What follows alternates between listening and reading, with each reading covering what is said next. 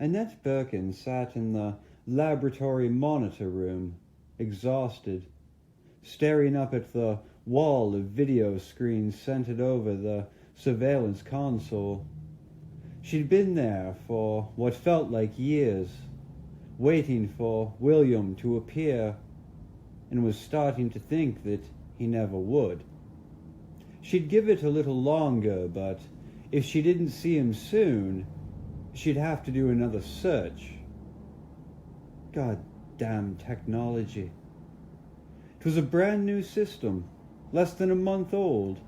25 screens with a channel control that should have allowed her to see any and every part of the facility. A brilliant security advance. Except only 11 of the screens still worked at all, and over half of those would only show static, an endless dance of electric snow. Of the 5 she could still get a clear picture from, all she could see, all there was to see, were dead, rotting bodies and the occasional RE3 either feasting or sleeping. Lickers. You call them lickers because of their tongues. She thought she'd been past the worst of the pain, but the lonely sound of her own voice in the cold, cavernous chamber and the realization that there would be no answer, that there would never be an answer again, brought on a fresh, knifing wave of grief. William was gone. He was gone, and she was talking to no one at all. Annette lowered her head to the console, closing her weary eyes. At least there were no more tears. She'd wept an ocean of them in the days since Umbrella had come for the G-virus, but was simply too spent to cry any more. Now there was only pain, interspersed with fits of violent, helpless fury over what Umbrella had done. Another month, maybe 2, and we would have given it to them. We would have turned it over without a fight, and William would have made the executive board, and we would have been happy. Everyone would have been happy. There was a faint squealing from one of the muted security screens. Annette looked up, hoping and dreading it at once. But it was just a licker. 1 floor up in the surgical bay. It had dropped from its ceiling roost to snack on one of the techs, howling stupidly to itself as it ripped into the corpse's guts. The dead man looked like Don Weller, one of the chemical plant go-betweens, but she couldn't tell for certain. He was almost as mutilated and inhuman-looking as the RE3 that was eating him. She watched the liquor feed, watched the small screen, but didn't really see. Her mind wandered, running over what was left for her to do. She'd already wiped all of the computers and locked in the countdown codes. The lab was ready, and her escape route was secured. But she couldn't finish things until she saw him again, saw that he was back in the Umbrella facility. Destroying the lab wouldn't solve anything if he wasn't in the blast zone. They would find him and extract the virus from his blood. And Umbrella won't have it. I'll die before I let them have it, so help me God. Her only consolation in all of this mad, horrible affair was that Umbrella hadn't managed to get their gritty hands on William's synthesis. They hadn't, and they never would. Everything that had gone into the creation of the G-virus would be buried under 1,000 burning tons of stone and wood, along with William and all of the monsters they had created for the company.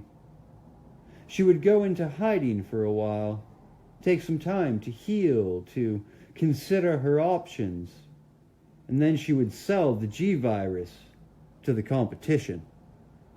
Umbrella was the biggest, but they weren't the only conglomerate working on bioweapons research, and when she was through with them, they wouldn't be the biggest anymore. It wasn't much of a revenge, but it was all she had left. Except for Sherry, Annette whispered, and the thought of their young daughter made her heart ache, a different pain, but pain all the same.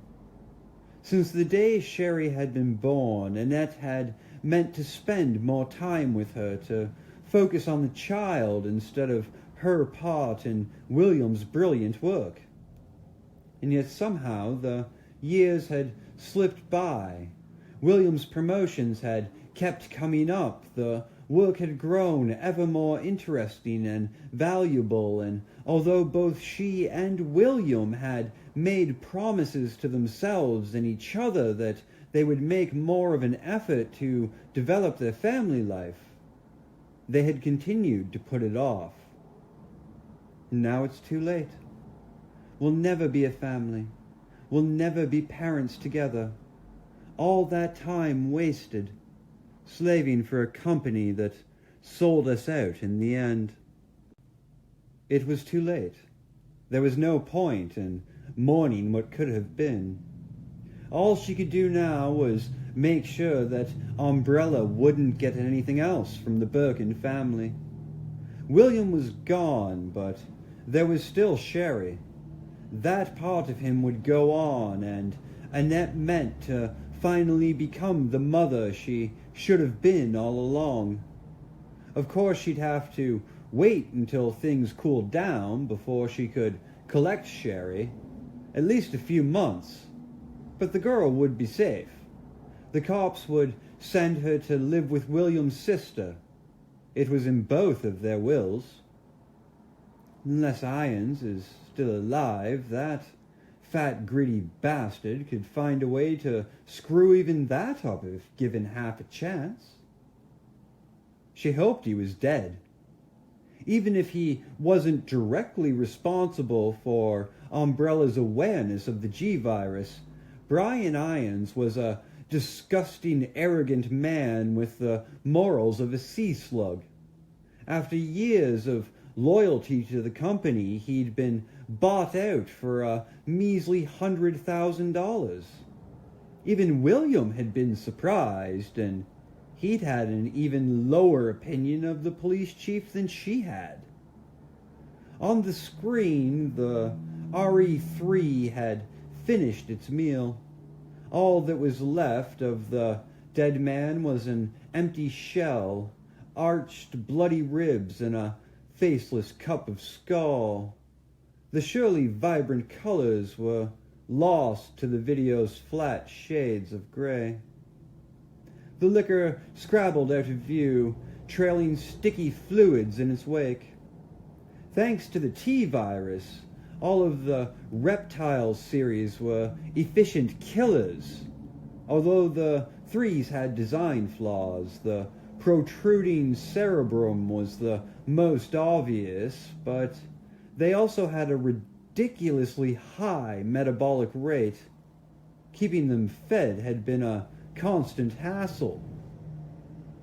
Not a problem anymore. Plenty of Canton to go around, and lucky them, they'll get a chance for a hot dinner soon enough. Annette felt drained of energy and didn't want to go back out into the facility. But she couldn't just keep hoping that William would happen by one of the working cameras. She'd heard him up on level 3 perhaps 2 days before, but hadn't seen him in almost twice as long. She couldn't keep waiting. Umbrella's people were probably already working on a way in. Even with the mainframe wiped, there were other ways to get past the doors. And William may have found a way out. I can't keep denying it, no matter how much I want to. There was an abandoned factory west of the lab, a shipping company that had been bought up by Umbrella to ensure that the underground levels would stay secret. It was how Umbrella had managed to build the complex in the first place without arousing suspicion, hiding equipment and materials in the factory's warehouses and using the heavy machinery lift to transport them. Although the entrances from the factory had still been sealed off the last time she'd checked, there was a slim chance that William had gotten through, and if he could get to the factory, he could get to the sewers. Annette forced herself to stand up, ignoring the cramps in her legs and back as she picked up the handgun on the console. She didn't know much about guns, although she'd figured out how to use one quickly enough after they came for the G-virus, the men in the gas mask shooting and running, and poor William, dying in a pool of blood, and I didn't see the syringe until it was too late. She took a deep, shuddering breath, trying to push that terrible memory aside, trying to forget about the incident that had taken Raccoon from her and turned Raccoon into a city of the dead. It didn't matter anymore. The journey ahead wouldn't be a pleasant one, and she had to concentrate. Escaped RE3s, first and second stage infected humans, the botany experiments, the arachnid series. She could run into any of the T-virus carriers, not to mention whomever Umbrella had managed to send. And William, my husband, my beloved, the first human G-virus carrier, who isn't really human anymore. She'd been wrong to think that she had no more tears inside. Annette stood in the middle of the vast, sterile room, 5 floors beneath the surface of Raccoon, and wept lost, raking sobs that didn't even begin to touch the pain of her loneliness.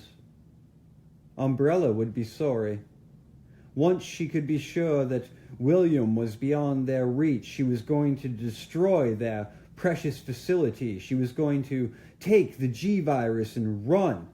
She was going to make sure that they understood how badly they'd screwed up. And God help anyone who tried to stop her. Ada ran into the cell block only a step behind Leon, just in time to see the reporter stumble out of his cage and fall to the floor. "Help him!" Leon shouted and ran past Bertolucci to check out the cell.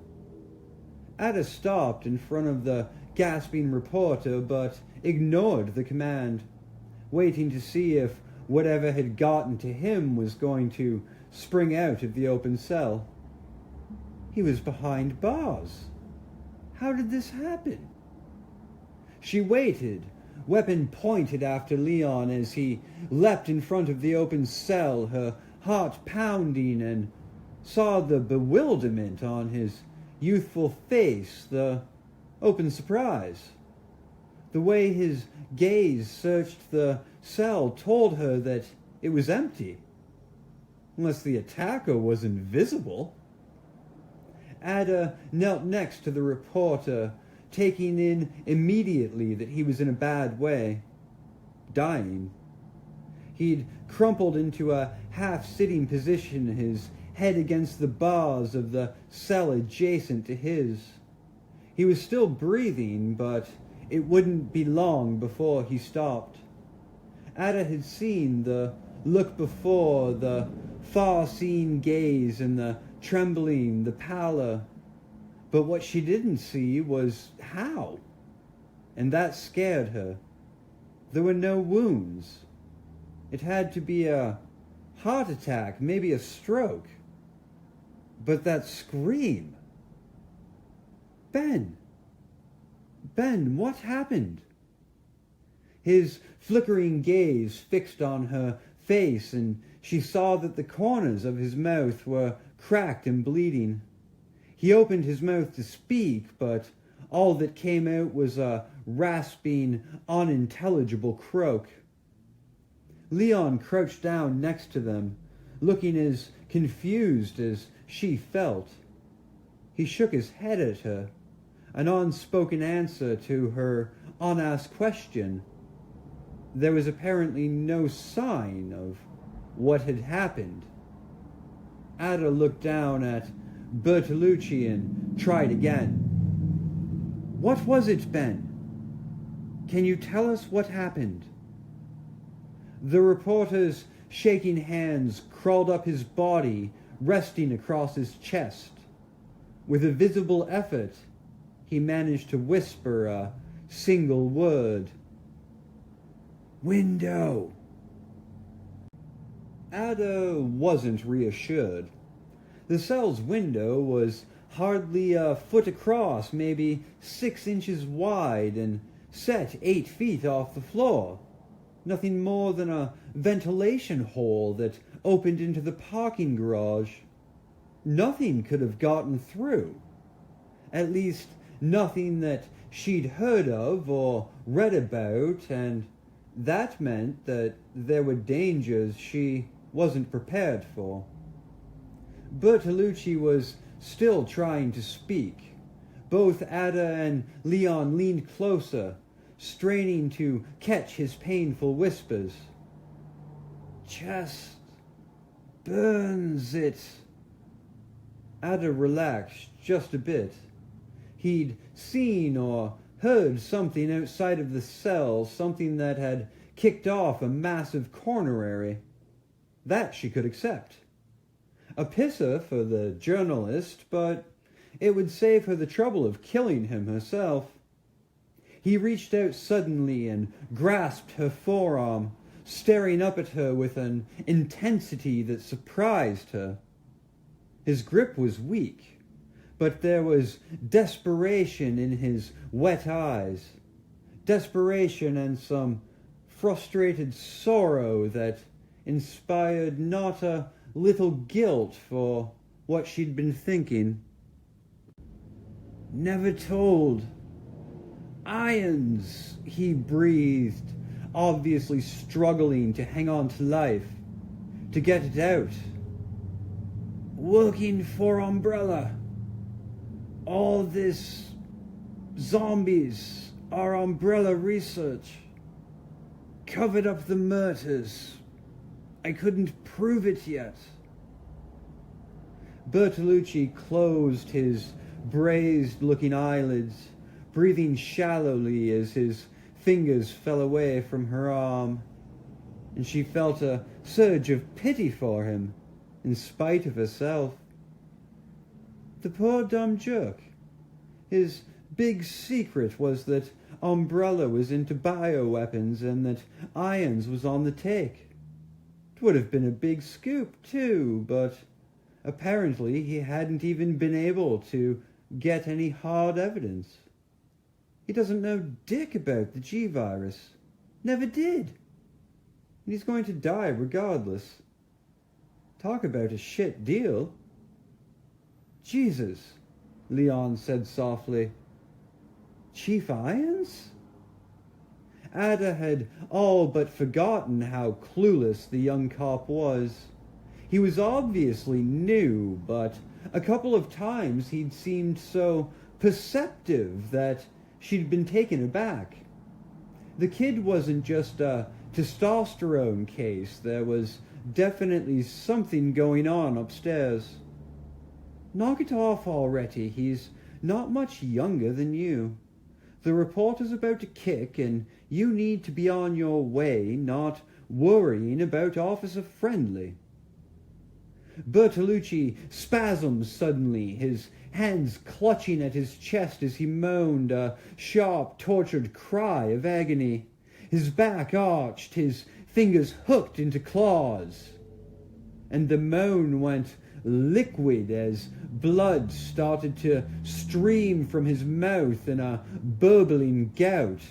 Choking and shaking, Bertolucci's limbs convulsed violently, droplets of crimson spraying out with each racking cough. And Ada saw red blossom across his rumpled white shirt beneath his scrabbing hands and heard the thick, wet crack of breaking bones. She leapt back as Leon grabbed for the reporter's hands, not sure what was happening, but absolutely positive that it was not a heart attack. Holy Christ! What is this? All at once, Bertolucci went limp, his eyes rolled back and fixed, sightless. Blood still oozed from his cracked lips, and there was a sound. A horrible sound of meat being torn, and under the stained fabric of his shirt, something moved. "Get back!" Ada shouted, pointing her Beretta at the dead reporter. And in the split second it took her to aim, a thing erupted from Bertolucci's bloody chest. A thing the size of a big man's fist, a gore-drenched thing that opened a tiny black hole of a mouth and squealed shrilly, revealing nubs of sharp red teeth. It wriggled out of the corpse with a whipping manta's tail, splashing the cold cement with shreds of wet tissue and gut. Lashing against the cooling flesh of the reporter, it poured from the body in a gush of blood and onto the floor and took off like a shot for the open gate back into the hall, propelling itself with its snaking tail and legs that Ada couldn't see, smearing a red path behind it. It was out the door before she even remembered that she was holding a gun. For the first time since she'd come to Raccoon, since ever, she had been so completely shocked that she hadn't thought to react. A chest-bursting parasitic creature, straight out of a sci-fi movie. What was... Did you see? Leon fumbled breathlessly. I saw it, Ada said softly, cutting him off. She turned and looked down at Bertolucci, at his face frozen in a bloody contortion of anguish, and at the gaping wet cavity just below his sternum. His mouth, cracked at the corners. He'd been implanted with the creature. By what she didn't know, and she didn't want to know. What she wanted was to get the mission wrapped as quickly as possible and then get as far away from Raccoon City as she could. In fact, she thought that she'd never wanted anything quite so badly. When she'd first realized that there had been a T-virus incident, she'd expected to have to deal with some unpleasant organisms. But the thought of having one of them forced or forcing its way down her throat, nestling inside of her body like some slick, aberrant fetus before eating its way out, that wasn't the most horrible thing she could think of. It ran a close second. She looked at Leon, giving up any pretense of trying to be reasonable. She was going to the lab, and it wasn't open to discussion. "I'm getting out of here," she said, and without waiting for a response, she turned and walked briskly towards the gate, careful not to step on the glistening trail of blood that the tiny monster had created. "Wait! Look, I think... Ada?" She stepped into the corridor, weapon raised, but the creature was gone. The blood trail petered out less than halfway down the hall, but she saw that they'd left the door to the kennel open. And the manhole covers off. Terrific. Leon caught up to her before she'd gone more than a few steps. He stood in front of her, blocking her path, and just for a moment Ada thought he was going to try to physically stop her. "Don't do it. I don't want to hurt you, but I will if I have to." "Ada, please don't go," Leon said. Not a command, but a plea. When I got to Raccoon City, I met this girl, and I think she's in the station somewhere. If you could help me find her, the three of us could leave together. We'd stand a much better chance. Sorry, Leon, but it's a free goddamn country. You do what you have to do, and good luck. But I'm not staying. I've had enough. When I get out, I'll send help." She started to push past him, hoping it wouldn't come to violence and wishing that she could tell him not to get in her way. How dangerous it would be for him to try. When Leon surprised her, yet again. "Then I'm coming with you," he said. He met her gaze evenly, his own unflinching and resolute and scared. "I'm not going to let you do it alone. I don't want anyone else. I don't want you to get hurt." Ada stared at him, not sure what to say. Now that Bertolucci was dead, she didn't want to have to ditch Leon in the sewers. It wouldn't be hard, considering how extensive the system was, but he was just so goddamn nice, so determined to be helpful. She was starting to not want to have to do anything bad to him.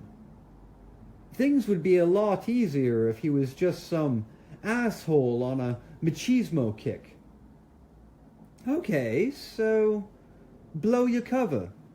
Tell him you're a private agent working to steal the G-virus and you don't want company. Tell him about the relief you felt when you realized the reporter was about to die, or how you don't have a problem with killing if it's for a good cause, like getting paid. See how nice and helpful he is after that." Not an option. Neither was trying to talk him out of coming along. It wouldn't make sense. And there was some part of her, some part that she didn't want to admit to, that wanted very much not to be alone. Seeing that thing that had popped out of Bertolucci had shaken her. It had left her feeling that she wasn't as invulnerable as she liked to think. So let him come. Get to the lab and find a safe place to leave him there. No harm, no foul. Leon was watching her closely, studying her, waiting for her approval. "Let's go," she said, and the grin he gave her, though winning, made her feel even more uncomfortable. Without another word, they walked toward the kennel, Ada wondering what the hell she was doing and whether or not she was still capable of doing whatever it took to get the job done. Claire stood in front of a medieval door at the very end of a dark dungeon-like hallway that the elevator had taken her to. The station had been chilly, but the icy damp of this stone hall made the station seem like summer. It was like she'd descended into some ancient haunted castle straight out of the Middle Ages. She took a deep breath, trying to decide how to go in. She was pretty sure that Irons wouldn't appreciate a surprise visit, but the idea of knocking seemed ludicrous, not to mention dangerous. There were torches burning in sconces on either side of the heavy wood door, the door itself belted with strips of rusted metal, and if she'd had any doubts before that Irons was crazy, the sight of the twin sputtering torches and the feel of the cold, quiet dread that suffused the corridor itself had wiped her uncertainty out. A secret tunnel, a hidden room complete with mood lighting. What sane person would want to hang out down here? It wasn't the disaster that did it. Irons must have been nuts way before the umbrella accident. Another certainty, although she didn't have any proof, but when Sherry had told her about what her parents did for a living and what had happened just prior to her coming to the station, something had clicked. Umbrella works with diseases, and the population of Raccoon had definitely come down with a bad case of something. There must have been some kind of an accident, a spill that had released the strange zombie plague. Quit stalling. Claire bit at her lip, not sure what she should do. She didn't doubt that Irons was down here somewhere, and she did not want to run into him again. Maybe she should go back up, get Sherry, and try to find another way out. Just because the area was secret didn't mean that it was some kind of an escape route. Still stalling, and Sherry is up there by herself, and you've got a gun, remember? A gun with very little ammo. If this was Irons' hidden lair, maybe he kept weapons inside. Or maybe it was just another corridor, one that led even deeper into the bowels of the station. Either way, wondering about it was telling her exactly jack shit. Claire put her hand on the latch, took another deep breath, and pushed it open, the heavy door swinging in slowly on well-oiled hinges. She stepped back, pointing the handgun. An empty room, as dark and unwelcoming as the corridor, but with furnishings and a decor that made her skin crawl. A single naked bulb hung down from the ceiling, illuminating the creepiest chamber she'd ever seen. There was a table in the middle of the room, stained and battered, a hacksaw and other cutting utensils scattered on top. A dented metal bucket and a mop sloped against one water-stained wall next to a portable basin with dried red patches inside. Shelves laden with dusty bottles and what looked like human bones, polished and pale, set out like macabre trophies. That and the smell, a thick chemical reek, sharp and acidic and only just covering a darker smell, a smell like insanity. Even looking into the room made her want to be sick. Nuts was maybe the understatement of the year for the police chief, but there was nobody home, and that meant that there could be another secret passage somewhere inside. At the very least, she had to check for weapons. Swallowing, Claire stepped into the room, glad that she hadn't brought Sherry with her. Looking at the private little torture chamber was going to give her nightmares. It was nothing to expose a child to. Freeze, little girl, or I'll shoot you where you stand. Claire froze.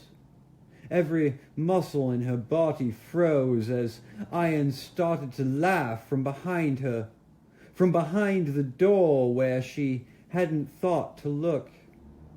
Irons' deep chuckle rose into the hearty, gleeful laughter of a madman, and Claire understood that she was going to die.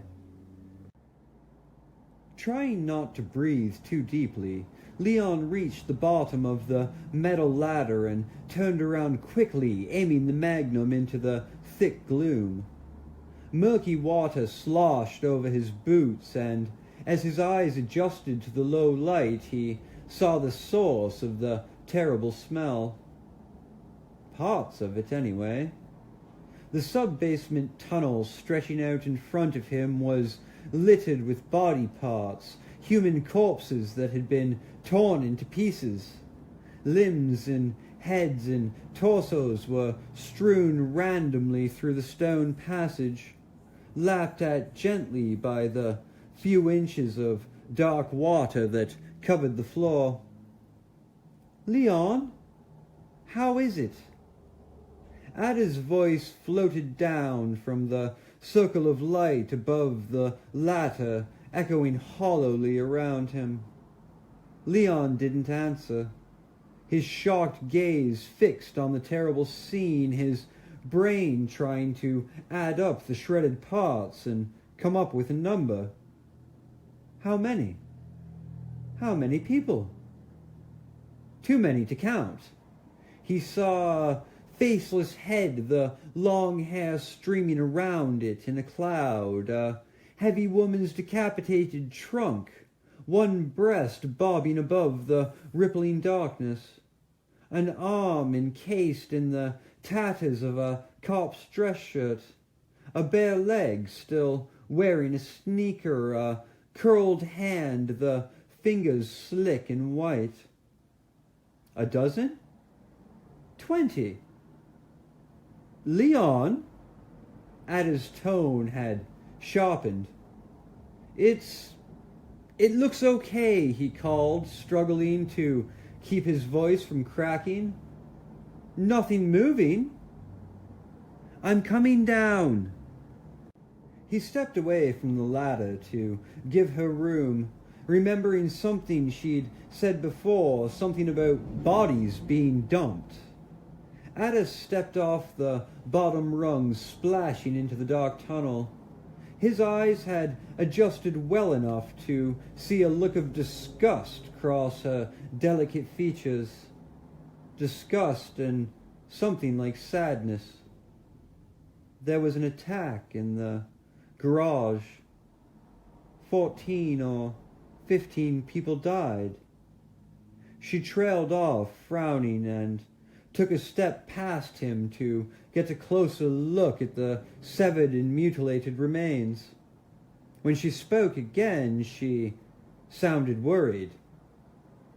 "I didn't see the attack, but I don't think they were torn up like this."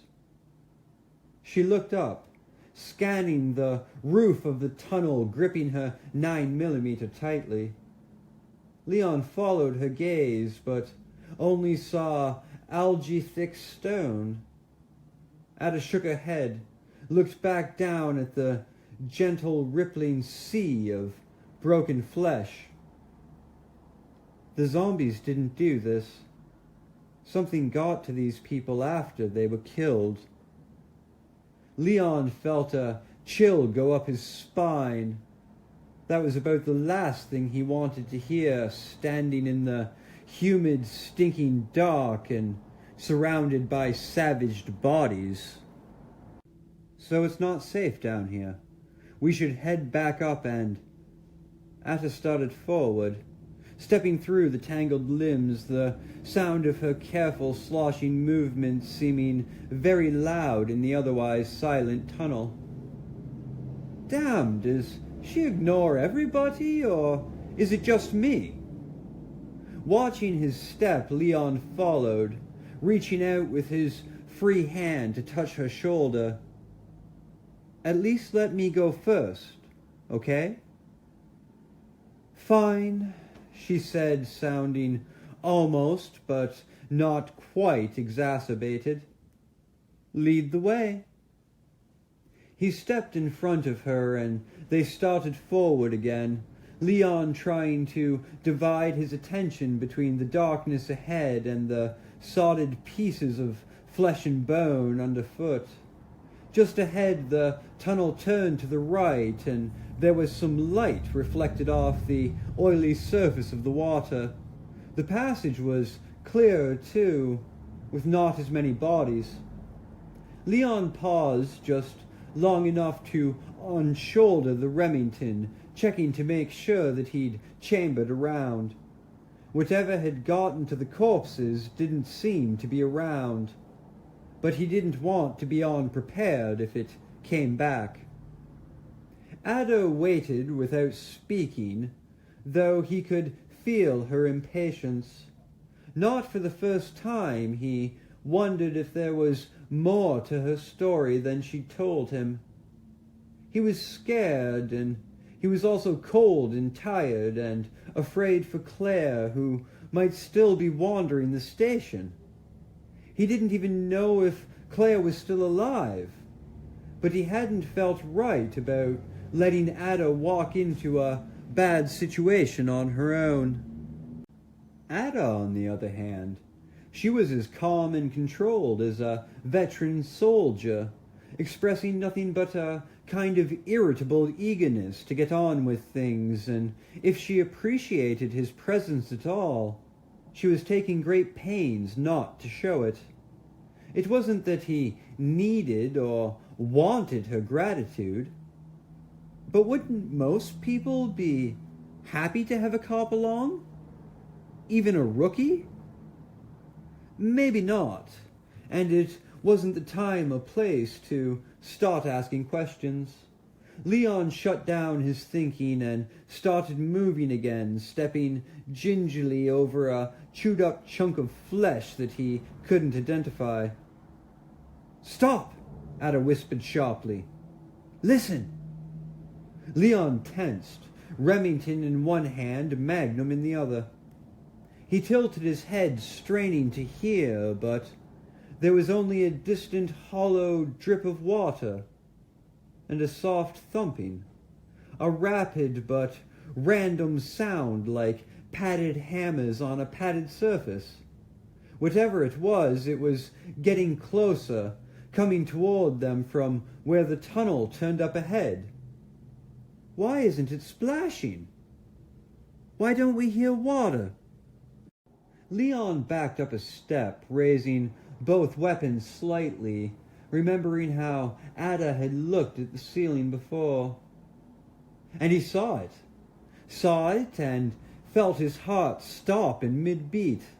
A spider the size of a big dog skittering over the wet stones halfway up the inner wall, its bristling hairy legs tapping.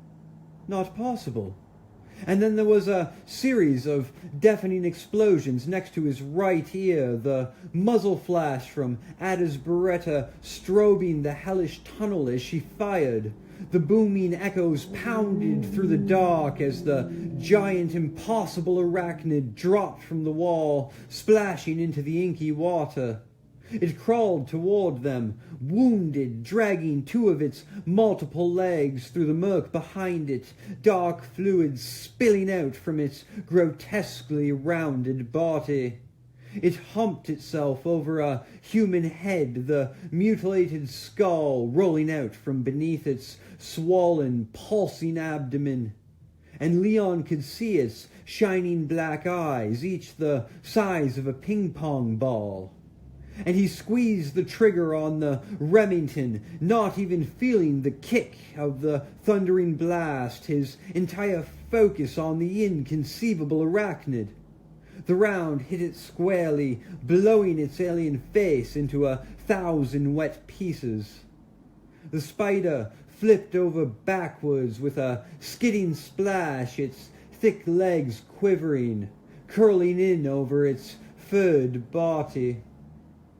His ears ringing, his heart pounding. Leon chambered another round, his mind telling him that he had not just blown away a spider that big. The physics were wrong. It couldn't happen because it would collapse under its own weight. Ada pushed past him, running ahead, shouting back to him, "Come on! There could be more coming!" Leon took off after her, forced by Ada's reckless behavior to put his shark on hold. He sprinted through the dark, jumping over the disturbed and gently rocking hunks of flesh, past the closed dead spider that would never have existed in the reality he'd known before Raccoon. "Drop your weapon," Irons commanded, and the girl did so, hesitating for only a second. The Browning clattered to the floor, and Irons had to resist the urge to laugh again, scarcely able to credit how stupidly she'd acted. The umbrella assassin had obviously grown arrogant, walking into his sanctuary as if she owned the place, and her smug, inflated conceit had cost her the game. "Turn around slow, and keep your hands where I can see them," he said, still grinning. Oh, what a gloriously easy conquest. Umbrella had underestimated him for the last time. Again the girl did as he asked, pivoting slowly, her hands empty and open. The look on her face was priceless, her aquiline features fixed in a mask of fear and shock. She hadn't expected this. She thought it would be a simple task to take out Brian Irons. After all, he was a broken man, a shadow of his former self, his city, his life taken away. "Mistaken, weren't you?" he said, feeling the humor leak out of the situation, feeling the anger stir again. He kept the VP-70 trained on her ridiculously young face. Insulting that they'd send a child in to do their dirty work, even such a pretty one. "Calm down, Chief Irons," she said, and even angry, he was pleased to hear the strain in her sultry voice, the edge of fear beneath her useless plea. He was going to enjoy this, even more than he'd imagined. But first, some answers. "Who sent you? Was it Coleman from headquarters? Or did your orders come from higher up? Someone on the board, perhaps? There's no point in lying. Not anymore." The girl stared at him, her eyes wide with feigned confusion. "I don't know what you're talking about. Please, there's been some kind of a mistake." "Oh, there's been a mistake, all right," Irons spat. "And you made it. How long has Umbrella been watching me? What were your orders exactly? Were you supposed to kill me outright? Or did Umbrella want to see me suffer a little more first?" The girl didn't answer for a moment, obviously trying to decide how much to tell him. She was good, her expressions still carefully arranged to show only a bewildered fear. But he saw right through it. She'd been caught. She must know that I won't let her live, and she's going to try and conceal the truth. Even now. Young, but well-trained. "I came to Raccoon looking for my brother," she said slowly, her wide gray eyes fixed on the gun. "He was with the stars, and I just..." "Stars? Is that the best you can do?" Irons laughed bitterly, shaking his head. The Raccoon stars had fled well before things had fallen to shit, and last he'd heard, Umbrella already converted the organization to their purposes and was working to eliminate those who wouldn't cross over. As a cover story, It didn't play. But there is something. He narrowed his eyes, studying her pale, anxious face. And just who is your brother? Chris Redfield.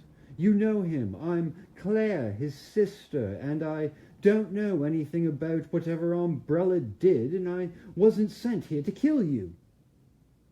She spoke quickly, all but stumbling over herself to get her story out. She did look like Redfield, through the eyes at least, although why she thought that connection would help her somehow was beyond him.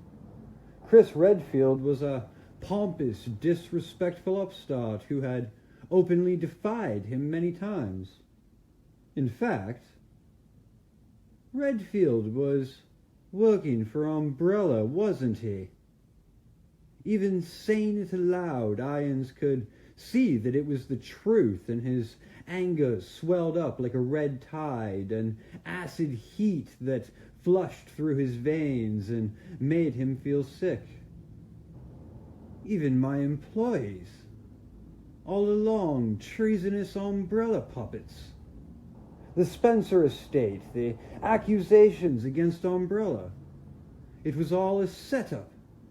They had him stirring up trouble to distract me so they could steal Birkin's new virus. Irons took a step toward the girl, barely able to keep himself from pulling the trigger in spite of his plans. The girl, Claire, took a step back, holding up her hands, palms out, as if to ward off his righteous fury.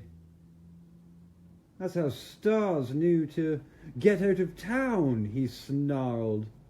They were warned to get out of town before the T-virus leak. He took another step forward, but Claire had stopped, her eyes growing even wider. You mean Chris isn't here? Her small, hopeful whisper only fed the red, burning heat that pounded through him, and the feelings were so powerful that they transcended rage, focusing his intentions into something brutal and precise. It wasn't enough that he'd been betrayed by Umbrella and the Stars. It wasn't enough that he'd been manipulated, tormented, hunted. No, I have been lied to by this little girl, a spy and an assassin from a family of traitors. A lifetime devoted to service. A lifetime of hard-won experience and self-sacrifice. And this is my reward? A slap in the face, he said, his voice as cold as the new savagery that filled him up, transforming him into the hunter. Treating me like an idiot. You don't even have enough respect to lie well. He extended the 9mm and walked toward her, each step measured and deliberate, and her fear was real this time.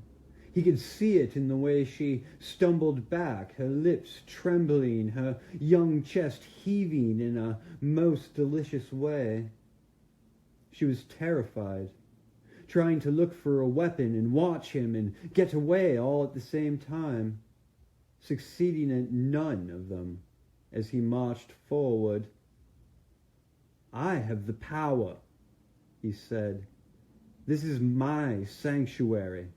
This is my domain. You are the intruder. You are the liar. You are the evil. And I'm going to skin you alive. I'm going to make you scream, you bitch. I'm going to make you wish you were never born. Whatever they paid you, it wasn't enough. She backed against one of the shelves, tripping over the leg of the work table, almost falling on top of the covered trapdoor in the corner. Irons followed, feeling that beautiful, excited power course through him, feeling excited by her helplessness. "Please, you don't want to do this. I'm not who you think I am." Her pathetic entreaties made him stop and laugh, wanting to add to her terror, wanting for her to know that his control was absolute. She was wedged between a trophy shelf and the covered pit, and Ian stayed a safe distance away, enjoying the look in her glistening over-bright eyes, the panic of a trapped animal, a soft, warm, powerless animal of tender, pliable flesh. Irons licked his lips. His hungry gaze travelled over her limber, smooth, cowering form. Another trophy, another body to transform. And it was time to get down to business, to... What's that? The board that covered the sub-basement entrance flew into the air, splitting with a tremendous crack, one jagged piece hitting Ian's hip. He staggered, not understanding. He was in control, and yet somehow something had gone horribly, horribly wrong. Something wrapped around his ankle, something that squeezed so tight he heard the bone being crushed, felt incredible spiking pain travel up his leg. And he locked gazes with the girl, her eyes bright with a new terror, and in that instant of contact, of clarity, he wanted to tell her so much, wanted to tell her that he was a good man, a man who'd never deserved any of what had happened to him. And the vice-like grip jerked, and Irons was falling, dropping the gun, pulled into the pit by the screaming and the pain and the beast that waited for him below. 1 minute, Irons was standing in front of her, staring into her eyes with a terrible, wrenching sorrow. And in the next, he was gone, yanked into a hole in the floor by an arm that she only caught a glimpse of, a muscular, dripping arm with foot-long claws. It whipped out of sight, taking Irons with it into the darkness below. There was another scream from the creature, a powerful, lusty howl that was matched and then surpassed by the intensity of Irons' terrified shriek. Frozen by the piercing screams, Claire could only listen. Shock and relief and fear for herself battling through her as the horrible cries swept up through the open hole, pounding her ears in the cold, dismal dungeon that Irons had created, until his cries burbled to a stop, only a second or two later, and then the slurpy, meaty, wet noises began. Claire moved. She scooped up the handgun that Irons had dropped and ran around the table in the middle of the room, not wanting to be grabbed and pulled under like he had. It killed him. It killed him, and he was going to kill me. The reality of what had just happened, what would have happened, hit her all at once, turning her limbs into rubber. Claire forced herself a few more steps away from the open pit and collapsed against one sweating stone wall, taking in great whooping breaths of bitterly scented air. He had been planning to kill her, but not right away. She'd seen the way his mad gaze had crawled over her body, heard the eager anticipation in his crazy laugh. There was a low grunting sound from the corner, a bestial sound, the growl of a well-fed lion. Claire turned, raising the heavy gun, astounded that she could feel any more horror. And something burst up from the hole, something with flailing arms, and Claire fired, the shot going wide. The glass bottle on the shelf exploded as the thing hit the floor. It was Irons, but only half of him. He had been neatly bisected, cut in two by the thing that had snatched him. Everything below the fleshy waist was gone, trails of torn skin and muscle hanging down over the oozing pool of blood that had replaced his legs. Claire backed towards the door, the weapon still trained on the opening, and heard the creature, the monster, scream again, an echoing howl that faded away, falling away into some distance that she couldn't imagine.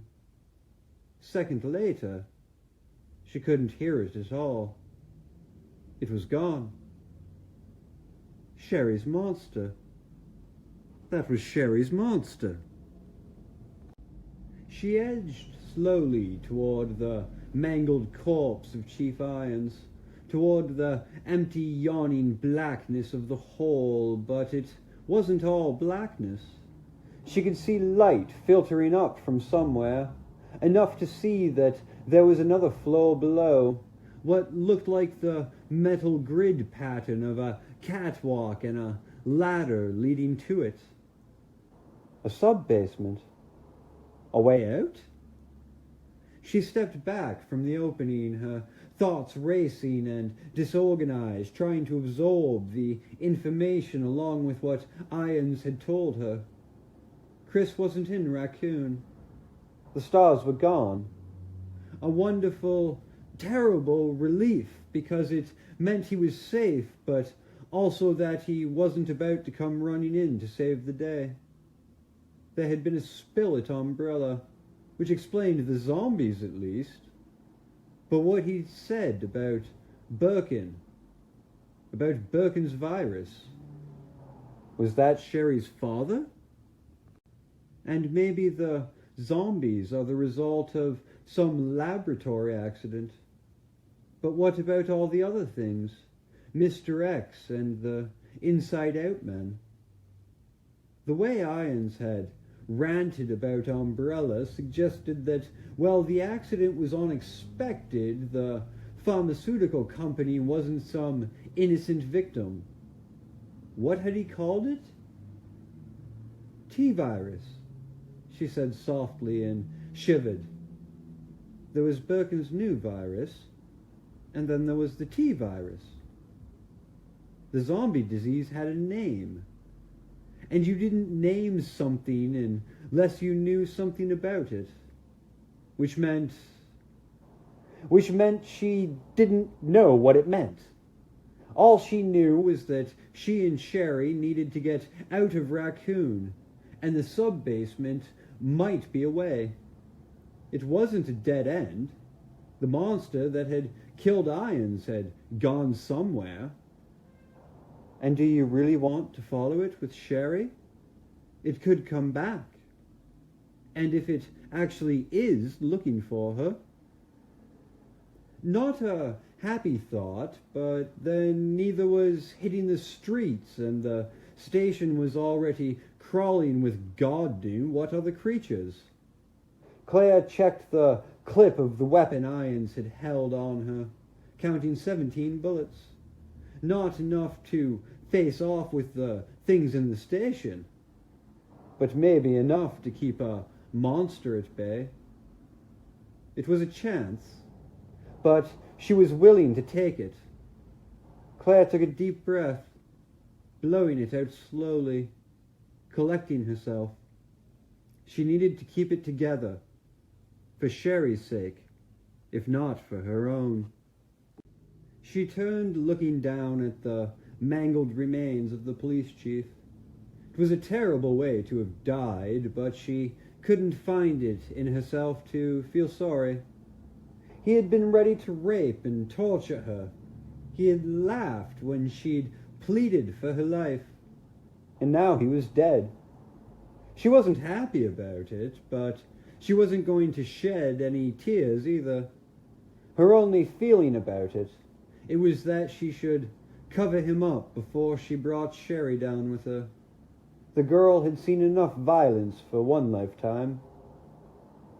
You and me both, kiddo, Claire thought tiredly, and started to look around for something to drape over the dead Chief Irons. Leon caught up to her in the cold industrial hallway that led to the sewer entrance, a few steps up from the flooded sub-basement. She'd run ahead to plant the keys that would get them into the sewers, not wanting to have to explain how she'd come by them. She'd just managed to toss them into the boiler room before his footsteps sounded on the metal steps behind her. At least I don't have to fake being out of breath. Ada could see by the look on his face that she needed to smooth things over. She started talking the second he stepped into the shadowy corridor. "I'm sorry I ran," she said, offering him a nervous smile. "I hate spiders." Leon frowned, studying her, and looking into his searching blue gaze, Ada realized she was going to have to do better than that. She took a step closer to him, not close enough to be invasive, but enough so that he could feel the heat of her body. Maintaining eye contact, she tilted her head back to emphasize the height difference between them. It was a little thing, but in her experience, men generally responded well to the little things. "I guess I'm just in a hurry to get out of here," she said quietly, losing the smile. "I hope I didn't worry you." He dropped his gaze, but not before she saw a flicker of interest. Confused and self-conscious, but definitely interest. Which made it all the more surprising when he stepped away. "Well, you did. Don't do it again, okay? I may not be much of a cop, but I'm trying, and God only knows what we're going to run into down here." He met her gaze again, speaking softly. "I came with you because I wanted to help. I wanted to do my job. And I can't do that if you go charging ahead. Besides," he added, smiling a little, "if you run off, who's going to help me?"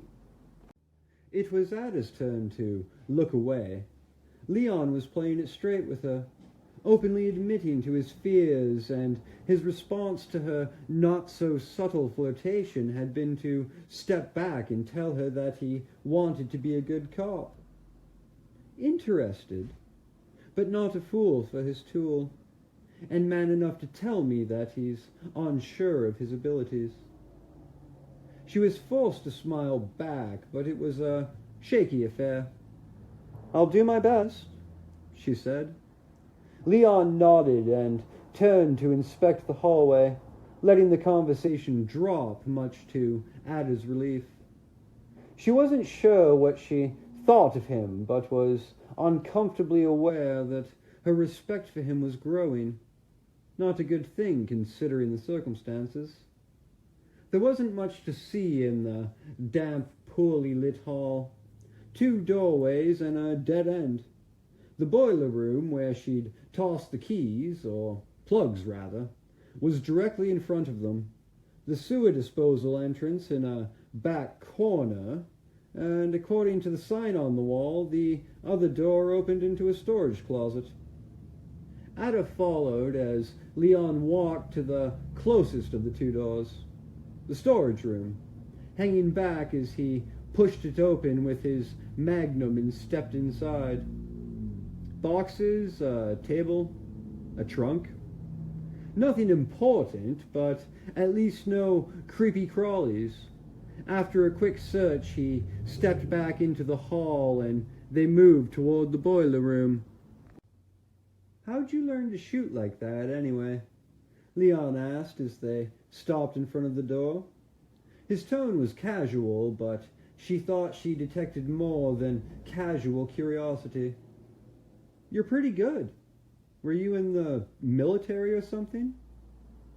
Ada smiled, falling into her carefully rehearsed character.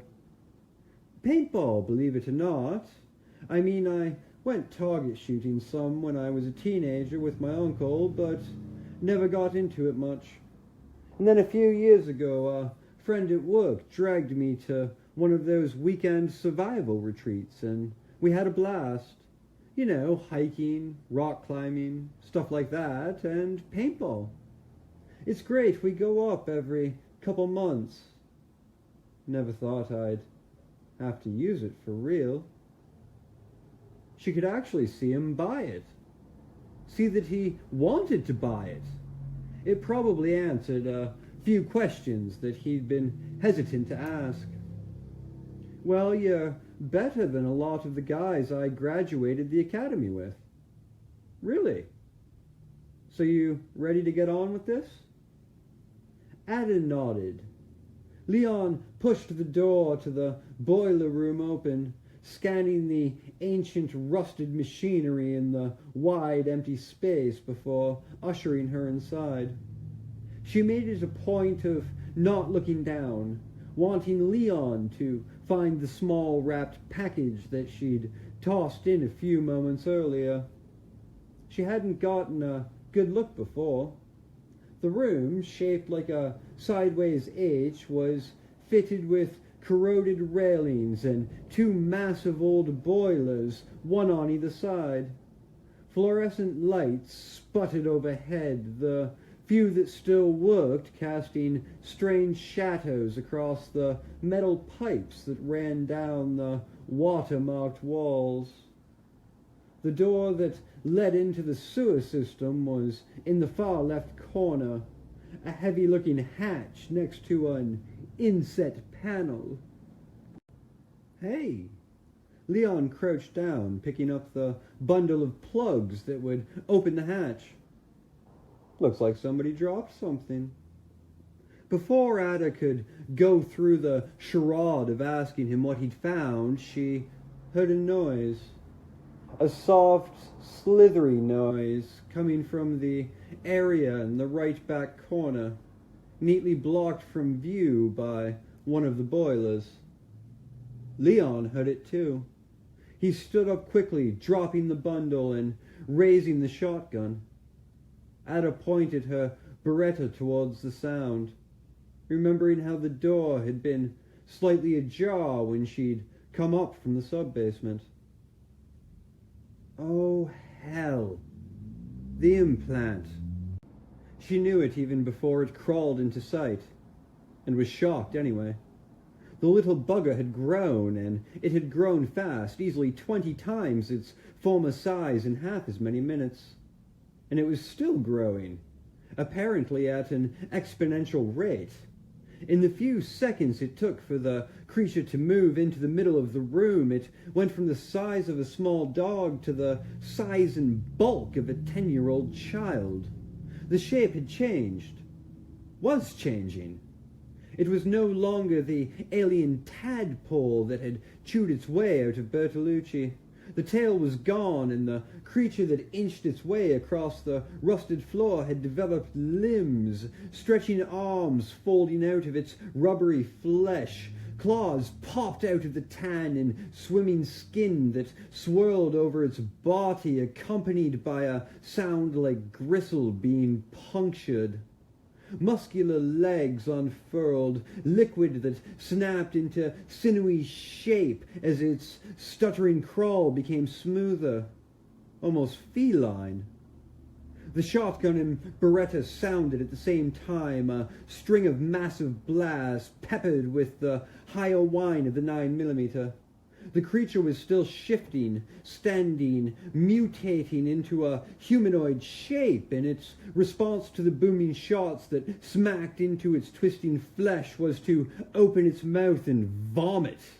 A grunting projectile stream of rotten green bile that hit the floor and started moving. The stream that gushed from its wide, flat face was alive, and a dozen or so crab-like creatures that tumbled out of the monster's gaping mouth like liquid seemed to know exactly where the threat was to their fetid mutant womb. The skittering, multi-legged animals swarmed towards Ada and Leon in a silent wave as the implant monster took one massive step forward, pulsing cords standing out on its impossibly long, thick neck. Leon had the heavier firepower. "Got 'em!" Ada shouted, already targeting and shooting at the closest of the tiny green crabs. They were fast, but she was faster. She pointed and squeezed, and the baby monsters exploded into small fountains of dark Icarus fluid, dying as silently as they'd come. Leon blasted again and again with the shotgun, but Ada couldn't spare a glance to see how he was faring with the mother beast. 5 of the crawling babies left. 3 more rounds and she'd be dry. And she heard the shotgun clatter to the floor, heard the deeper but less powerful fire of the 50 AE rounds resounding through the metal room as she picked off 2 more of the spider creatures, and her weapon clicked empty. Without stopping to think, Ada let go of the Beretta and dropped to the floor. She grabbed the shotgun by the barrel, rolling up into a crouch beneath Leon's line of fire, and swung the weapon down hard. 2 of the mutant animals were smashed into goo by the heavy stock, but the third, the last of them, sprang forward in an unexpected burst of speed and landed on her thigh, catching hold with needle-sharp claws. Ada dropped the shotgun, crying out as the animal scuttled up her leg, the warm, damp weight of it making her frantic with disgust. "Off! Get it off!" She fell backwards, slapping at the creature that had already reached her shoulder and was skittering towards her face, toward her mouth. And then Leon was grabbing her roughly, pulling her up with one hand as he snatched at the animal with the other. Ada stumbled against him, clutching at his waist to keep from falling. The bug clung tenaciously to the tight fabric of her dress, but Leon had a good grip. He tore it away, shouting as he flung the flailing thing across the room. "The Magnum!" The weapon was stuck in Leon's belt. Ada jerked it free, saw the creature land near the giant, motionless heap that had birthed it, blasted to death by Leon, and fired, managing to get a clear shot despite how off-balance she was, how deeply unnerved she was by how close she'd come to being implanted. The heavy round clanged against the floor, rust chips splattering up, and the creature was blown into an ugly stain against the back wall. Obliterated. Nothing moved, and the 2 of them just stood for a moment, leaning against each other like the survivors of some sudden terrible accident. Which, in a way, they were. The entire firefight had taken place in less than a minute, and they had come out unscathed, but Ada wasn't going to kid herself about how close it had been, or what they had just managed to destroy. G-Virus. She was sure of it. The T-Virus couldn't have created such a complicated creature, not without a team of surgeons, and they'd seen it growing. How big, how powerful would the creature have become if they hadn't walked in when they had? The beast might have been some early G-strain experiment, but what if it had been the result of a leak? What if there were more of them? The sewers, the factory, the underground levels, dark, shadowy places, secret places where anything could be growing. Whatever the situation, the trip to the labs wasn't looking like a walk anymore, and Ada was suddenly very glad that Leon had decided to come along. Since he was so goddamn insistent on going first, if something attacked, she'd have a better chance of surviving. "Are you okay?" Did it hurt you? Leon, one arm still supporting her, looked into her eyes with a heartfelt concern. Ada realized that she could smell him, a clean, soapy smell, and pushed herself away. She handed the magnum back to him and straightened her dress studiously, inspecting it for rips to avoid looking at him. Thanks, I'm fine. Don't sweat it. It came out harsher than she meant it to, but she was rattled, and not just by the implant's vicious attack. She glanced at him and wasn't sure how to feel when she saw that her response had caught him off guard. He blinked slowly, and a kind of coolness settled into his gaze, indicating a strength of character she hadn't bothered to give him credit for. Paintball, huh? He said mildly, and without another word he turned to pick up the package she'd planted. Ada stared after him, telling herself how absolutely ridiculous it was to care what he thought of her. They were about to embark on a journey in which she might have to desert him or watch him sacrifice his life in order to save her own. Or kill him myself. Let's not forget that. So who gives a shit if he thinks I'm an ungrateful bitch?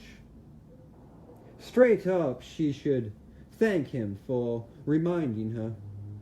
Ada stooped down to retrieve the shotgun, feeling like she needed to do a better job of keeping her priorities straight and feeling an emptiness inside that she hadn't noticed in a long, long time. Mr. Irons had been a very bad man, a sick man.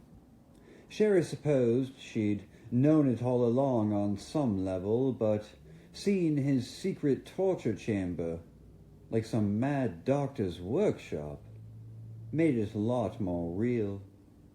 The room was just gross. Bones and bottles and a smell even worse than the zombies. Perhaps that was why seeing the shape on the floor, the incomplete body shape beneath the blood-stained top, didn't bother her half as much as Claire seemed to think it would. Sherry stared at it, wondering what had happened exactly. "Come on, sweetie. Let's get going," Claire said, and the forced note of brightness in her voice told Sherry that Mr. Irons had been severely messed up. All Claire had told her was that Mr. Irons had attacked her, and then something had attacked him, and that there was a chance they could get somewhere safe if they went down into the basement. Sherry had been so relieved to see Claire at all that she hadn't bothered to ask questions. "It's not big enough to be a whole person under there. Did he get eaten or chopped into pieces?" "Sherry, let's go, okay?" Claire laid a hand on her shoulder, gently pulling her away from what was left of the police chief. Sherry let herself be led toward the dark hole in the corner, deciding that it was best to keep her questions to herself. She thought about saying that she didn't care that Mr. Irons was dead, but she didn't want to appear rude or disrespectful. Besides which, Claire was trying to take care of her, and Sherry didn't mind that at all. Claire went down the ladder first, and after a second called up to her that it was safe to come down. Sherry stepped carefully on the metal rungs, feeling happy for the first time in days. They were doing something. They were getting out of the RPD station and headed for escape. Whatever else happened, it was a good way to feel. Claire helped her down the last couple of rungs, lifting her and setting her on the metal floor. Sherry turned and looked around, her eyes widening. "Wow," she said, and the word whispered away into the dim shadows and came whispering back, reflected off the strange walls. "Yeah," Claire said.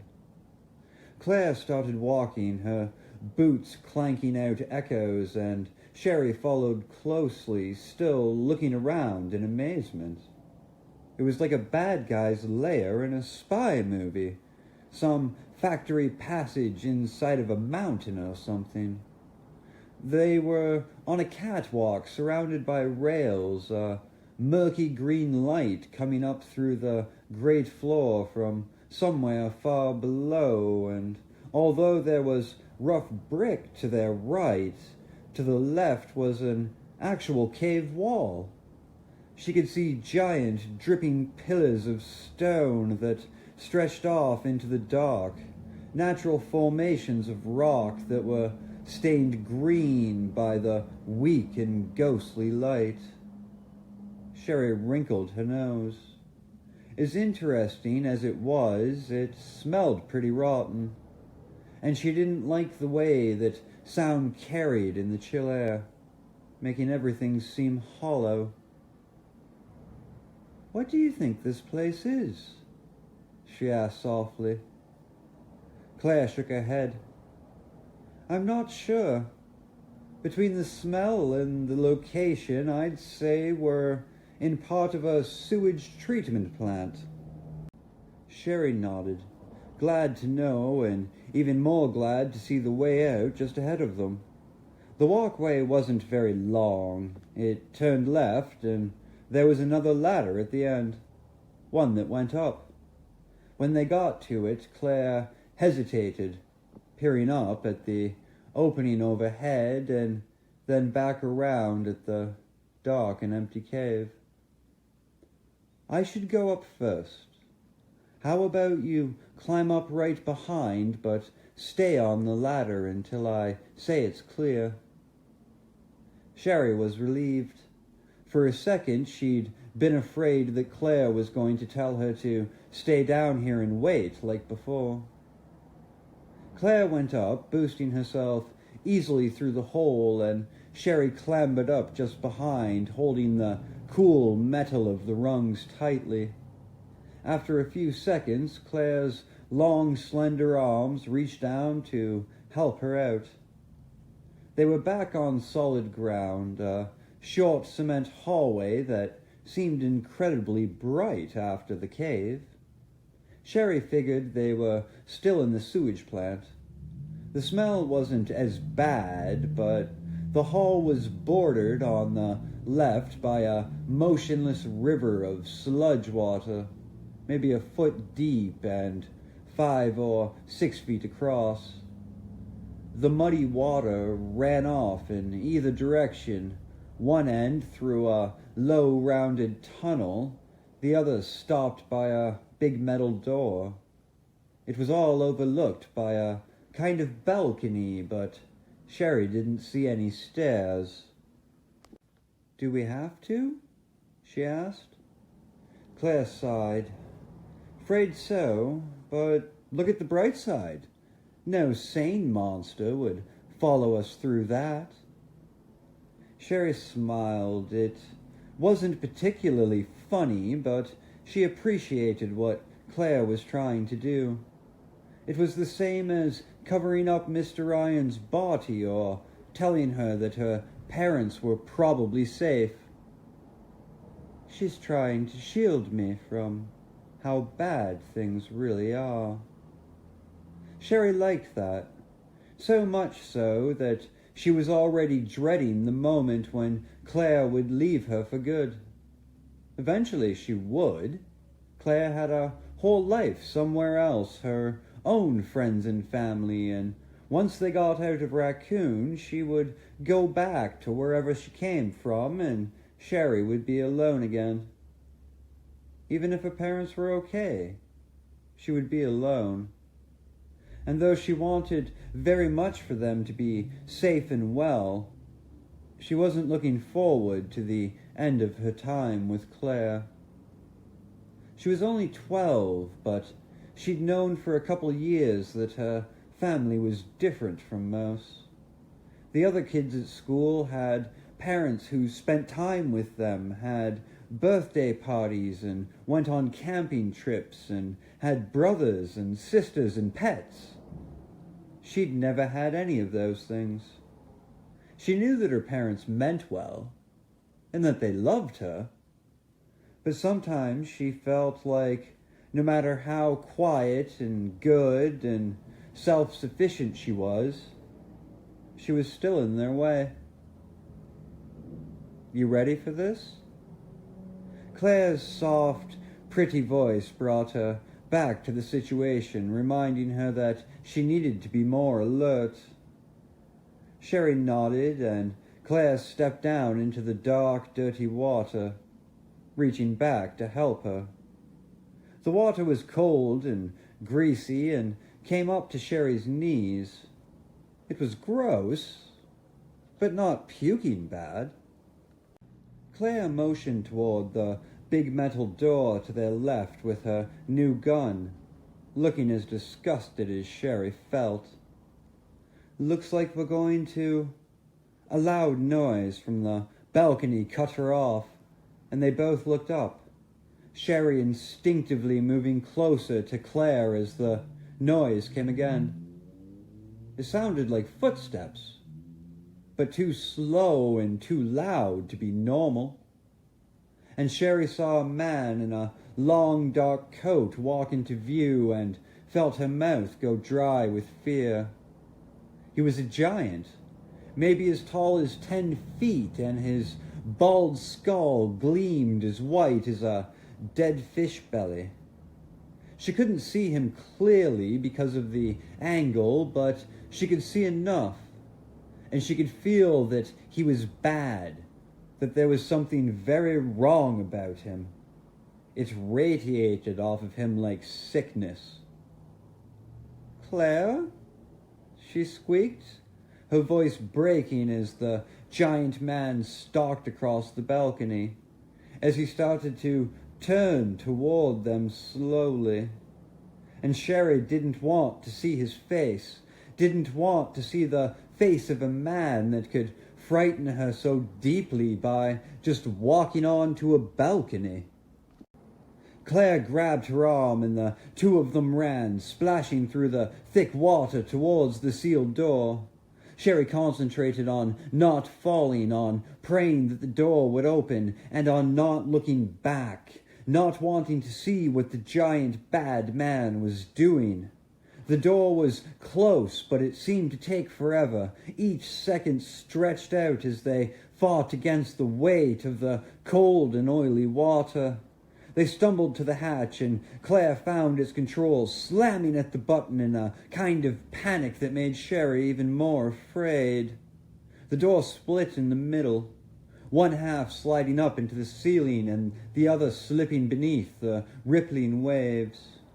Sherry didn't look back, but Claire did. Whatever she saw made her leap through the door, pulling Sherry off her feet and hurtling into the long, dark tunnel that lay behind the hatch. As soon as they were through, Claire fumbled at the wall, and the door slid closed behind them, sealing them into the dripping darkness. "Don't move and be quiet," Claire whispered, and in the very dim light that came from somewhere up ahead, Sherry could see that she was holding the gun out in front of her, trying to search the heavy shadows for any new threats. Sherry obeyed, her heart pounding, wondering what that man had been. It was the man Claire had asked her about before. That much was obvious. But what was he? People didn't get that big. And Claire had been scared too. A metal noise, soft and muffled from the wall behind her, and Sherry felt the water around her feet start to move suddenly. A swift rush of current that pulled on her legs, pulled her off balance. and she stumbled, tripped, plunging face first into the cold and nasty water as the current got stronger, sucking her backwards. Sherry reached out, trying to find something, anything to hold on to, and felt slimy stone whip beneath her, clutching fingers as the water rushed her away from Claire. Sherry kicked wildly, twisting her body, her eyes stinging from the bad water, and managed to take a breath as her head broke the surface as she realized that she was in a tunnel, a pitch-black shaft no bigger than the vents from the station. The swift waters carried her along, Sherry taking deep gasps of the foul air overhead, forcing herself not to struggle against the relentless power of the hissing liquid. The tunnel had to end somewhere, and wherever it came out, she had to be ready to run. "Please find me, Claire. Please don't give up on me." She was lost, blind and deaf, sliding down through the dark and further away from the only person who could protect her from the nightmare creatures that had taken over Raccoon. Annette no longer doubted that her husband had escaped the laboratory levels. Not only were half the facility entrances unsealed, the fences that surrounded the factory had been breached, and the sewer tunnels, the tunnels that should have been mostly empty, were crawling with human carriers that had come from the outside. Even as advanced as they'd been in terms of cellular deterioration, she'd had to shoot down 5 of them just to clear a path from the tram to the sewage operations room.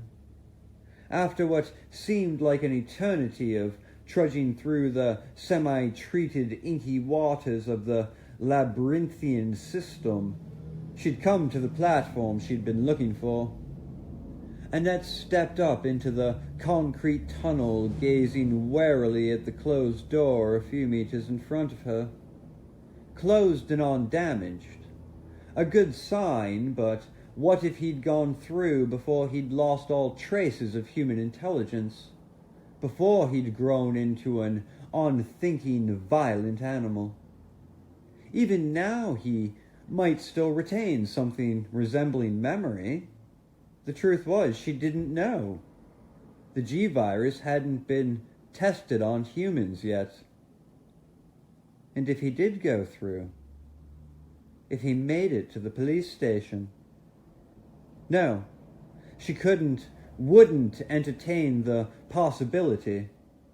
Considering what she did know about the progressive changes, what he would be capable of doing if the virus worked the way it was supposed to, the thought of him getting into an uninfected population, it was unthinkable. The station is safe, she thought firmly. Irons may be an incompetent ass, but his cops aren't. Wherever William is, he couldn't have gotten past them. She couldn't afford to believe anything else. Sherry was there if she'd done what she was supposed to do, and besides being her own flesh and blood, Sherry played a very important role in her future plans. Annette leaned against one cold and sweating wall, aware that time was running out, but simply unable to go on without resting for a moment. She'd been counting on the encoded territorial instincts to keep William close to the lab, and had been so sure that she would find him, that her live human scent would lure him to her. But she was almost at the end of the contained area, and all that she'd found were a dozen ways in which he could have escaped. And Umbrella will be here soon. I have to get back. I have to activate the failsafe before they can stop me. William deserved to be at peace. But beyond that, destroying the creature that had once been her husband would eradicate all of her doubts about the success of her objective? What if she blew the lab and escaped, only to find that Umbrella had captured him? All of her struggles, all of his work, for nothing. Annette closed her eyes, wishing that there was an easy way to make the decision that had to be made. The fact was, William's death simply wasn't as crucial as getting rid of the lab, and there was a good chance that they wouldn't find him, that they weren't even aware of his transformation. And it's not as though I have a choice. He's not here. He's not anywhere. She pushed away from the wall, walking slowly towards the door. She would check the last few tunnels, perhaps see if the conference room showed any sign of damage, and then she would go back and finish what Umbrella had started. Annette pushed the door open and heard footsteps echoing through the lonely corridor from somewhere up ahead. The hall was shaped like a T, the sounds melting into themselves, making it impossible to tell from which direction they were coming. But they were the strong, sure steps of an uninfected human.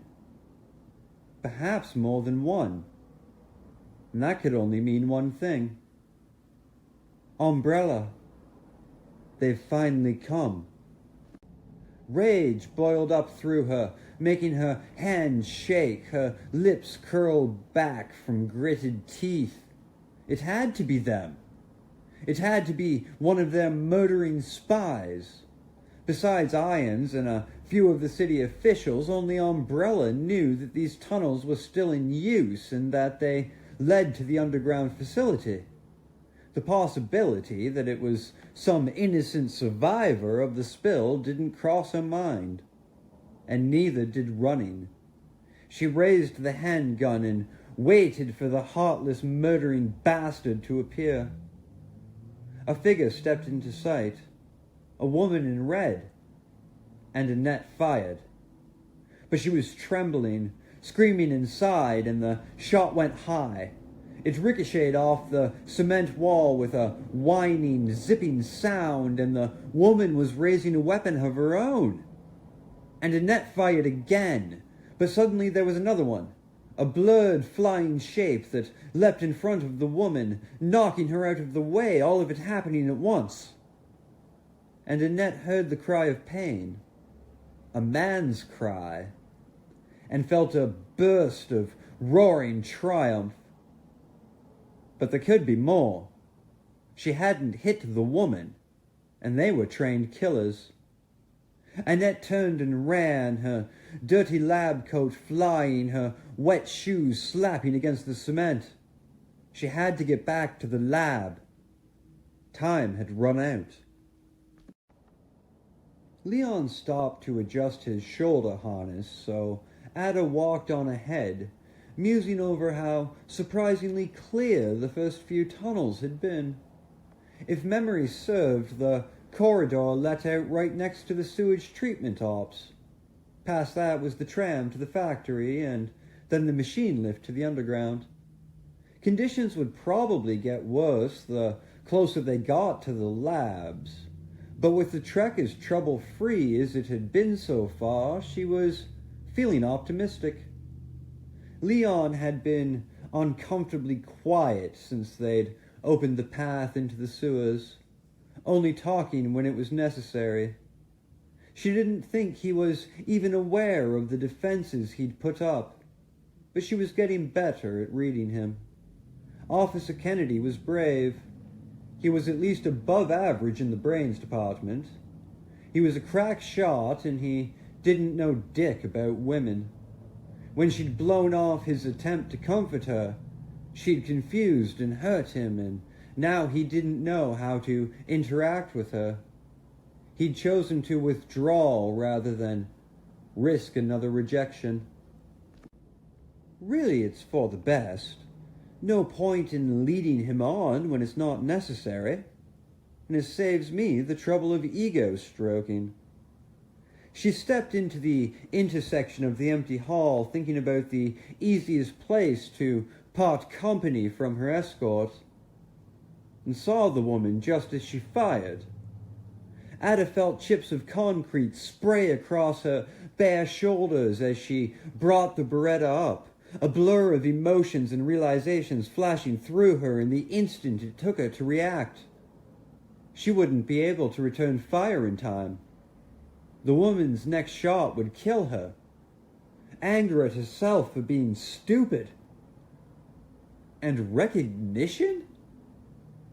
Birkin! She heard the second shot, and then she was hit, shoved out of the way and falling to the cold floor as Leon cried out in pain and surprise, his warm bulk landing on top of her. Ada took a deep breath, shocked and amazed as she understood what had happened, as Leon rolled off of her and clutched at his arm. She heard running footsteps and Leon's harsh panting, and sat up. No shit! He'd taken a bullet for her. Ada stumbled to her feet, bending over him. Leon! He looked up at her, jaw clenched against the pain.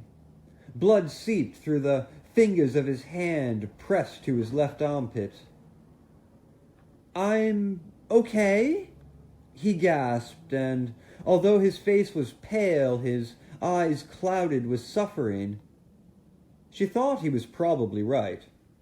It undoubtedly hurt like a son of a bitch, but it wouldn't kill him. It would have killed me. Leon saved my life. And on the tail of that thought, Annette Birkin? She's alive. That woman, she blurted, the guilt hitting her even as she turned to run. I have to talk to her.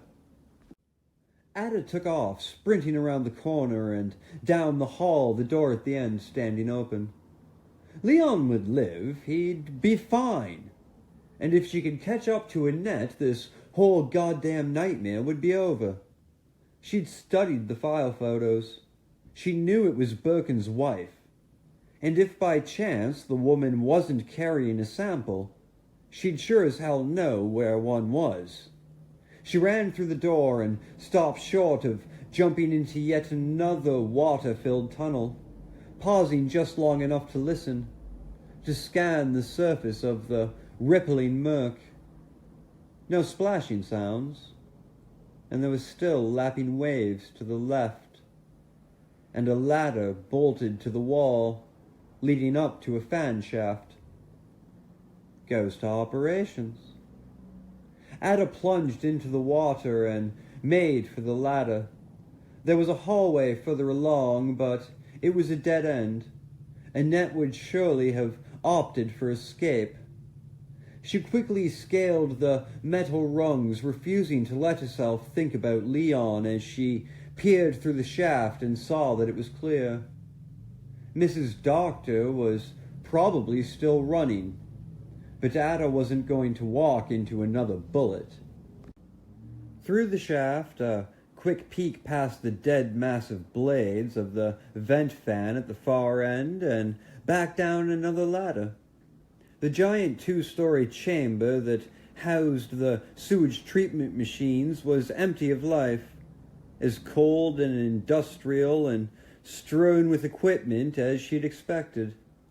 There was a hydraulic bridge that spanned the room, raised to the level she'd exited on, which meant that Annette must have gone down via the west ladder, the only other way out.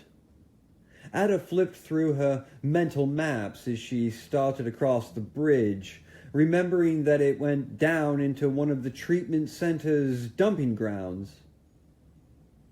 Drop it, bitch. Behind her, Ada halted, feeling a pain inside, the pain of a hearty slap to the ego. The second time she'd screwed up in as many minutes. But there was no way she was going to obey Annette's hysterical command. The woman's aim was for shit, and Ada tensed, preparing to drop, to spin and fire. And a shot hit the floor next to Ada's right foot, glancing off the rusting bridge. Annette had her. Ada dropped the Beretta, raising her hand slowly, turning to face the scientist. Annette Birkin walked toward her, a Browning 9mm trembling wildly in one outstretched hand. Ada winced inwardly at the sight of the shaking gun, but saw a possible opportunity as Annette moved closer, finally coming to a stop less than 10 feet in front of her. Too close, and she's right on the edge of a total collapse, isn't she? Who are you? What's your name? Ada swallowed heavily, putting a stutter into her voice. Ada Wong. Please don't shoot, please. I haven't done anything. Annette frowned, backing up a step. Ada Wong. I know that name. That was John's girlfriend's name. Ada's mouth dropped open. Yes, John Howe. But how did you know? Do you know where he is? The disheveled scientist glared at her. I know because John worked with my husband, William. You've heard of him, of course. William Birkin, the man responsible for the creation of the T-virus. Annette fairly glowered with a mix of pride and despair as she spoke, giving Ada hope. It was a weakness that she could use. Ada had read the files on William Birkin, read about his steady climb through Umbrella's hierarchy, the advances in virology and genetic sequencing, and about the scientific ambitions that made him a veritable sociopath. It looked as though his wife was operating on a similar plane, which meant that the missus would have no problem pulling the trigger. Play it dumb. Don't give her a reason to doubt it. T-virus? What's... Ada blinked, then widened her eyes. Dr. Birkin. Dr. Birkin, the biochemist. She saw a flash of pleasure cross Annette's face, but then it was gone, and there was only despair. Despair and the flickering of bitter madness deep in her bloodshot eyes. John Howe is dead, she said coldly. He died 3 months ago at the Spencer estate. My condolences. But then you're about to join him, aren't you? You're not going to take the G-virus away from me. You can't have it. Ada started to shake all over. G-virus? Please, I don't know what you're talking about. You know, Annette snarled. Umbrella sent you to steal it. You can't lie to me. William's dead to me now. Umbrella took him from me. They forced him to use it. They forced him. She trailed off, her gaze suddenly far away. Ada tensed, but then Annette was back, her eyes welling up with tears, the weapon pointed at Ada's face. A week ago, they came, she whispered. They came to take it, and they shot my William, and he wouldn't give them the samples. They took the case, they took all of the finals, both series, except for one that he managed to keep. The G-virus. Annette's voice raised into a shout suddenly, a pathetic and somehow pleading shout. He was dying, don't you see? He didn't have any choice. Ada understood. She understood all of it. He injected himself, didn't he? The scientist nodded, her limp blonde hair falling across her eyes, her voice a whisper again. It revitalizes cellular function. It changed him. I didn't see what he did, but I saw the bodies of the men who tried to kill him afterwards. And I heard the screams. Ada took a step closer, reaching out as if to comfort her, her own features set into a mask of sympathy.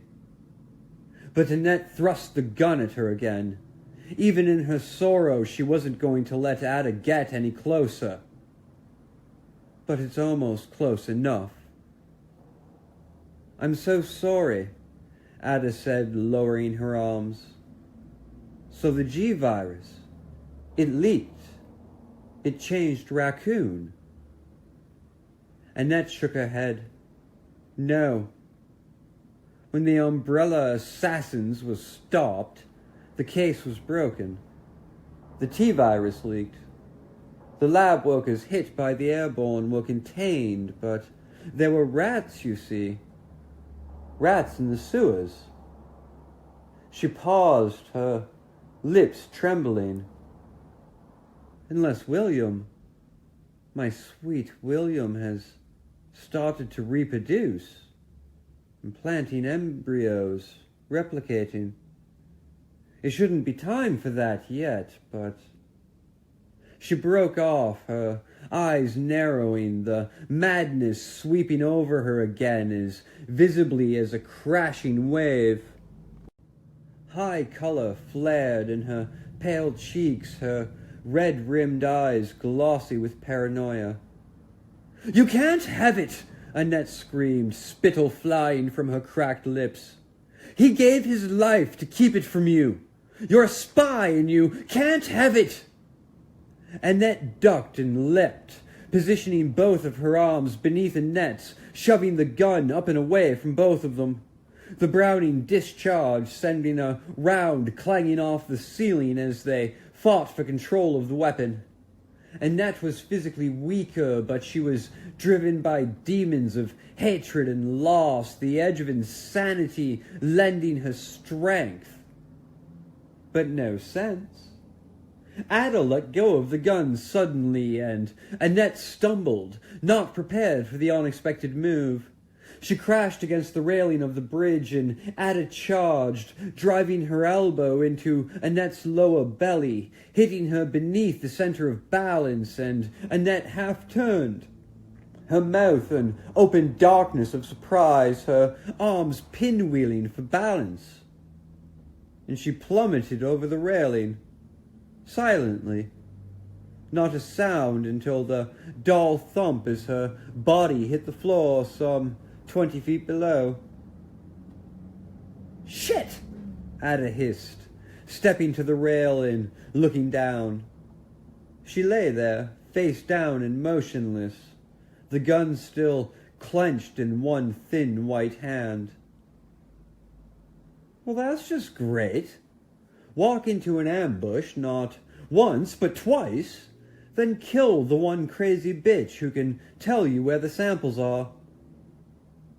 A low moan floated up from Annette Birkin's body, and she moved, hunching her back, trying to roll on her side. Ada turned and ran across the bridge, scooping up the Beretta as she hurried for what looked like a control panel next to the fan shaft ladder. She'd have to lower the bridge to get to Annette before she could crawl away. Except the panel was for the fan, and as another painful moan, a slightly louder moan, echoed up through the chamber, Ada knew she didn't have much time. The dump. I can go through the dump, circle back around through one of the tunnels. Even as she thought it, she was jogging for the west ladder, hoping that the pitiful scientist was injured enough to stay down for a minute or two. There was a small balcony at the end of the bridge that looked over the dump, and the metal ladder hung down from an opening at the far right. Ada lowered herself down as quickly as she could, dropping the last several feet onto a cement landing. The dumping area was a large, boxy room, the walls heaped with industrial debris, smashed crates, rusting pipes, wired encrusted panels, and rotting cardboard. She stepped off the landing and into almost 3 feet of black sludge, the cold, gooey muck rising up to her thighs. She didn't care. She only wanted to get to Lady Birkin to bring an end to her time in Raccoon. Except something moved. Beneath the opaque and stinking liquid, something big moved. And Ada saw what might have been a reptilian spine sliced through the murk in front of her. Saw and heard a stack of boards topple into the water some 10 feet away in the same instant. You gotta be kidding me. Whatever it was big enough to change her mind about the hurry she was in to get to Annette. Ada backed to the platform and boosted herself up, never taking her gaze from the indeterminate shape as it curled back through the lapping sludge and rose up in a sudden violent spray of darkness coming straight at her. Ada raised the Beretta and started to fire. There was a tiny elevator platform in one corner of the empty conference room, a square of metal that apparently went down. Claire hurried toward it, fetid water dripping from her clothes, feeling horribly lost and anxious to keep moving, to find Sherry. She'd found the drainage hole, and after agonizingly long moments of screaming into the rushing water, of trying to squeeze into the tiny hole, she'd forced herself to abandon the effort. Sherry was gone, maybe drowned, maybe not, but unless the flow of water suddenly decided to reverse itself, she wasn't coming back. Claire found the controls for the one-man lift and punched a button. A hidden motor whirred and the lift descended, inching down through the floor, probably taking her to some other empty hall, some other blank and unknown room, or worse, directly into the path of yet another unnatural creature. She clenched her damp hands in frustration as the lift slid slowly down, wishing it was faster, that there was some way to speed up her search. She felt like she was running blind, taking whatever path was in front of her. From the tunnel where Sherry had been lost, she'd found a dimly lit corridor and then the unadorned and somehow sterile conference room. It was like an endless funhouse, and she was feeling pretty shitty for bringing Sherry into it. If the girl was dead, it would be her fault. She shut down the futile thinking before it got any further, making herself focus. The elevator was lowering into a hall, and she crouched down, pointing Iron's heavy gun in front of her as her new surroundings rose into view. The concrete corridor had another lift at the other end and was intersected by a second hall maybe 40 feet away, and next to the junction there was a body propped against one cement wall. What looked like a cop. She felt a mix of shock and distress, her eyes widening as she took in the cop's slack features, the hair color, the build. That's Leon. Before the lift hit the floor, Claire jumped off and ran toward the crumpled figure. It was Leon, and he wasn't moving, either unconscious or dead. But no, he was breathing, and as she crouched in front of him, his eyes flickered open. His hand was high on his left arm, his fingers wet with blood. Claire? His blue eyes seemed clear, tired but aware. Leon, what happened? Are you okay? I got shot. Must have blacked out for a minute. He carefully took his hand away, exposing a small, ragged hole just above his armpit, oozing red. It looked painful, but at least it wasn't gushing. Wincing, Leon pulled the shredded fabric of his uniform over the hole and put his hand back over it. Hurts like hell, but I think I'll survive. Where's Ada? The last was delivered almost frantically, Leon struggling to push himself away from the wall. With a soft groan, he fell back, obviously in no shape to move. Lie still. Just rest for a minute, Claire said. Who's Ada? I met her at the station, he said. I couldn't find you, and we heard that you can get out of Raccoon through the sewers. The city's not safe. There was some kind of a leak at the Umbrella Lab, and Ada wanted to leave right away. Somebody shot at us, and I got hit. Ada went after the shooter down the hall. Said it was a woman. He shook his head as if to clear it, then frowned up at her. I have to find her. I don't know how long I was out, but not more than a couple of minutes. She can't have gone far. He started to sit forward again, and Claire stopped him, pushing him back gently. I'll go. I was with a little girl. She's lost somewhere in the sewers. Maybe I can find both of them. Leon hesitated, then nodded, resigning himself to his injury. How's your ammo? 7 in this one. She patted the weapon that she'd taken from the squad car tucked in her belt. It suddenly seemed like 1,000,000 years ago, that wild ride. And 17 in this one.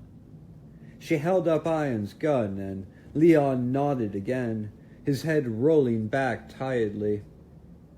I should be able to follow in a few minutes. Be careful, and good luck. Claire stood up, wishing they had more time. She wanted to tell him about Chris, about Irons, and Mr. X and the T-virus. She wanted to find out what he knew about Umbrella, or if he knew the way out of the sewers. But this Ada might be facing down a sniper right now. And Sherry could be anywhere. Anywhere at all. Leon had closed his eyes. Claire turned and started down the intersecting hall, wondering if any of them had a chance to make it out of this madness alive.